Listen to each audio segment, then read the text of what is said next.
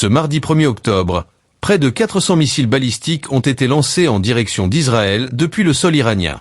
Selon les gardiens de la Révolution, cette attaque était une réponse légitime aux assassinats des dirigeants du Hamas et du Hezbollah, mais elle avait aussi un autre objectif, envoyer un message clair à Israël et à ses alliés occidentaux, qu'ils soient directement ou indirectement impliqués dans le soutien à l'État hébreu. Ce qui rend cette attaque différente, c'est son ampleur inédite.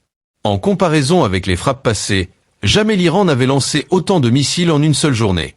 Des cibles stratégiques ont été visées, des installations militaires, des infrastructures critiques comme les plateformes gazières d'Ashkelon, et même des zones civiles dans le sud d'Israël. Des explosions ont été entendues jusqu'en Jordanie, marquant l'impact régional de cette attaque. Cependant, l'Iran ne compte pas s'arrêter là. Selon certaines sources proches des gardiens de la Révolution, cette première vague de frappes pourrait être suivie d'une deuxième encore plus massive si Israël décide de l'attaquer à nouveau. Une question